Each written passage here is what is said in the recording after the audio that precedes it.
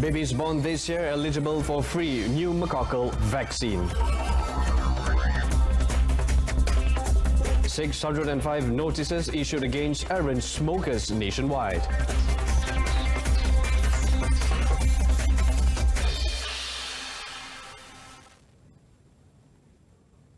Good evening. Welcome to News on 2. I'm Brenda Lipol. Now, good news for parents with babies born from 1st of January onward can breathe a sigh of relief as the government has decided to give free pneumococcal vaccinations. Now, Deputy Health Minister Dr. Lee Boon Chye said today babies born from 1st of January this year are eligible for the free vaccinations expected to commence in June. However, Dr. Lee said the Health Ministry is still in the process of procuring the medicine to be distributed to all clinics and hospitals before the vaccination exercise is implemented. Bangunan farmasi, tak ada peralatan apa-apa dah tu. Termasuklah ekor. Ada yang tanya yang lahir sebelum itu macam mana? Itu sebab tidak ada dalam bajet lah. Jadi kita tak ada ruang untuk berikan. Dr. Lee said this after officiating the Lega Health Program held at the Gunung Rapat Health Clinic in Ipoh today to help patients with lung complications such as asthma. It is noted that when tabling Budget 2020 on the 11th of October last year, Finance Minister Lim Guan Eng announced that the government would allocate 60 million ringgit to provide pneumococcal vaccination to all children. Now, a total of 605 notices worth 144,450 ringgit were issued by the Health Ministry ever since the smoking ban at all eateries comes into force on Wednesday. Now, a statement from its Director General Dato' Dr. Noor Hisham Abdullah said 34 notices were also issued to underage smokers. 103 notices worth a total of 25,750 ringgit were also issued to errant eatery operators for allowing their customers to light up at their premises. This includes 79 notices issued to restaurant owners for failing to put up no smoking signs and 24 notices for providing smoking facilities. Overall, based on observation, premise owners were seen cooperating with the smoking ban in the eateries. However, the number of smokers in the eateries are still high, as 10% of the smokers are still puffing away. Since the ban came into force on the 1st of January, a total of 6,119 food premises have been inspected. Now, in Perak, 42 notices were issued against smokers and eatery owners for various smoking-related offences.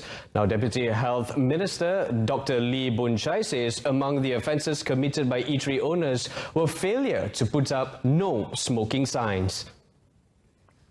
Ada 6 budak yang bawah umur yang menghisap rokok ataupun memegang hasil tembakau dan rokok. Jadi ini statistik yang serius. Meanwhile, Dr. Lee said 18,600 smokers had stopped smoking from 2012 until last year following a successful Jom Berhenti Merokok campaign. He added 45% of the success was due to the active promotions and campaigns conducted by health clinics to help smokers quit the habit. Now, the Immigration Department will continue with its enforcement operations to track down employers and illegal foreign workers under its Back for Good B4G. Now, the program, which ended on the 31st of December last year, so far recorded 190,471 illegal foreign workers who had volunteered to be sent home under the program. Immigration Director General Dato' Hairul Zaimi Daud said as of 1st of January this year, a total of 124 operations had been conducted. 474 foreign workers of various nationalities were detained for numerous offences, while 4 employers were also detained for employing foreign workers. All of them could be charged under the Immigration Act 1956, 63 and the Anti-Trafficking in Persons and Anti-Smuggling of Migrants Act 2007. Now, Road Transport Department RTD Director General Datuk Sri Shaharuddin Khalid says the department had recorded an increase of more than 8,000 traffic offences since the setting up the department of 2 stations along the North-South Expressway about 2 years ago. Now, he said in 2018, the department's highway enforcement patrol teams recorded 1,661 various traffic offences from the first RTD station at the Dengkil Rest and Service or R&R in Selangor. Now, however, throughout last year, it increased to 8,663 traffic offences with the operation of the second station in Perak. Commenting further on the matter, Datuk Sri Shaharuddin said the most common traffic offences recorded by RTD were expired road tax and insurance at 3,151 cases and expired driving licences at 2,679 cases.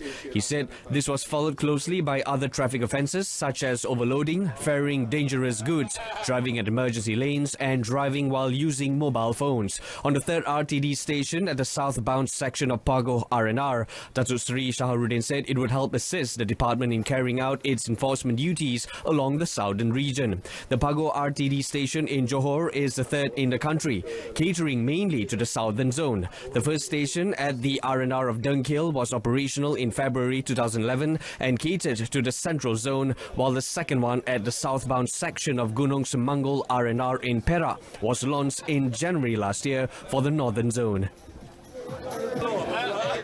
Now, the public should not resort to threats, violence or act outside the law if they disagreed with reporting by the media. Now, Communications and Multimedia Minister Gobind Singh Deo says there are better ways that can be taken for correction to be made of forwarding different views if one disagrees with a media report. In a post on his official Facebook page, Gobind said the duty of journalists is to report the facts so that the information reaches the rakyat. He also hoped authorities will investigate and take stern action if a crime has been committed. The minister was commenting on a news report that a broadcast journalist had received a death threat following a report by him on Wednesday. The death threat was posted on the journalist's Facebook site after a video allegedly exposing the deplorable conditions at Sekolah Rendah Islam Darul Iman Wakaf Mempelam in Terengganu went viral. The report stated that the school was operating without electricity and water supply. The journalist then lodged a police report on the death threat at the Kuala Terengganu Police Headquarters yesterday. The Melaka State Government will continue prioritising the education system to ensure the comfort and the development of students in the state. Now, this includes providing an infrastructure in line with the development around the necessary area. Melaka Chief Minister Adli Zahari said his ministry is also committed to look into the welfare and the needs of special needs students in the state. Perluan pendidikan dari segi infrastruktur memang diperlukan oleh pihak sekolah kerana kita tahu perkembangan pembangunan sekeliling itu sebenarnya harus seiring dengan pembangunan pendidikan juga. Dan yang paling penting bagi kita adalah kalau kita lihat tadi adalah aspek-aspek pelajar-pelajar OKU yang perlu mendapatkan pengkhususan kantin sekolah dan sebagainya. The Melaka Chief Minister added that the state government will support the new secondary school standard curriculum, upper secondary initiative by the federal government. In November, the Education Ministry announced the replacement of the science and arts streaming system in upper secondary into a system where students can choose from 89 elective subjects grouped into 2 packages: STEM, Science, Technology, Engineering and Maths, and Arts and Humanities under the new secondary school standard curriculum, upper secondary. This will give students a taste of what they might pursue in tertiary education level and maybe even get a head start in their desired future careers. Now, 3 drug dealers look set to face the gallows if they are found guilty following their arrests by Langkawi police on New Year's Day. Now, all 3 were arrested after police conducted 2 separate raids in the island. According to Langkawi Police Chief Superintendent Muhammad Iqbal Ibrahim, police raided a house in Kampung Bohor Tempoyak, Mukim Kedawang and arrested a 38-year-old man.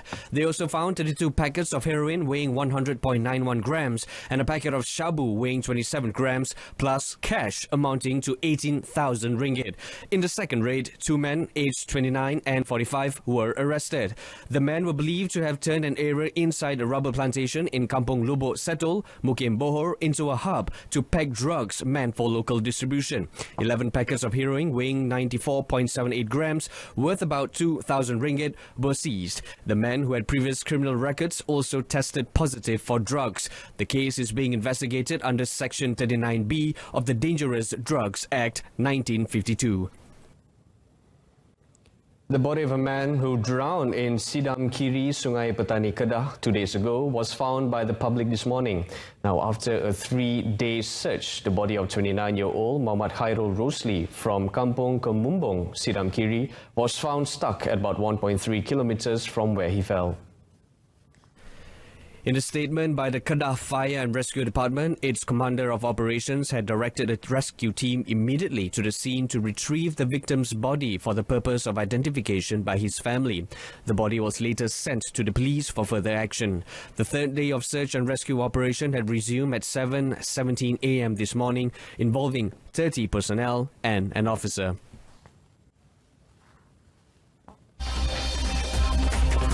Coming up, a visa exemption to attract 5 million tourists from China and India this year. Stay tuned.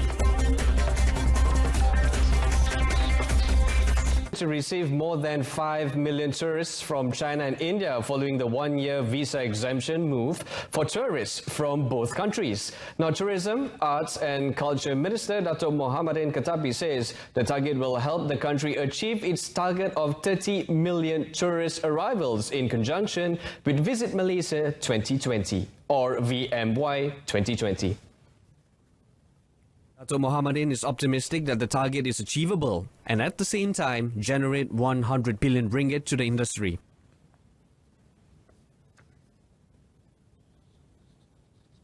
Empat juta daripada China dan 1 juta daripada India. Untuk tahun ini? Sasaran untuk tahun ini. Speaking to reporters after launching a special Mata Car sticker for VMY 2020 in Kuala Lumpur today, Dato' Muhammadin stressed that the people need not to worry about the entry of tourists from both countries following the visa exemption. This, he added, was because Malaysia has strict enforcement laws against tourists who overstay in the country. Meanwhile, Dato' Muhammadin has brushed off speculation about his place in the cabinet by holding up his ministry's achievements over the year. Now, Dato' Muhammadin said his ministry has met the target set and was confident he will continue in his role despite resistant rumours of a cabinet reshuffle, as well as Dr. Mazli Malik's resignation as Education Minister yesterday. Dato' Muhammadin said his ministry was almost perfect in terms of meeting key performance indicators or KPI. Yang saya tahu, saya punya performance itu dekat 100%. Jadi saya tak tahu dekat 100% itu baik ke tak baik. That I do not know. You know, it's up to you to answer. But you're not worried? I'm not worried. I'm not worried. Why should I? He said he was industrious and a team player, adding that those unhappy with him should go to him directly. It was later clarified that Dato' Muhammadin was referring to his KPI performance within his ministry for the first half of 2019.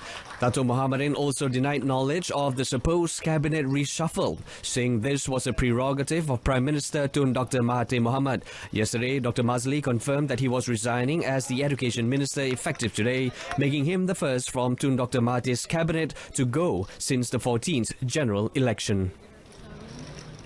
Now, Sime Dobby Industrial Sdn Berhad, or SDISB, has raised 127,000 ringgit via a fundraising campaign for cancer causes in Malaysia. Now, the campaign, which was launched in October last year, involved two 320GC Caterpillar excavator models painted in pink and rented out to key customers in East and Peninsular Malaysia. SDISB Managing Director C.K. Teo said the companies who have rented the pink excavators had created awareness by positioning the machines at prominent locations within their respective projects. 90 of our customers here, and all residing in East Malaysia, and it's current. But at the same time, we find that it is something that is very close to the hearts of customers, because cancer is something that at some point affects someone or be it some friend or family. CRM is an independent and non-profit organization based in Malaysia that conducts research in cancers often found in the Asian population. It's this evening's News on 2. Now a reminder of our top story. Babies born this year eligible for free pneumococcal vaccine. Now join us again at 12:30 tomorrow afternoon. Till then, I'm Brenda Lipol. Stay tuned to TV2 and have a pleasant evening.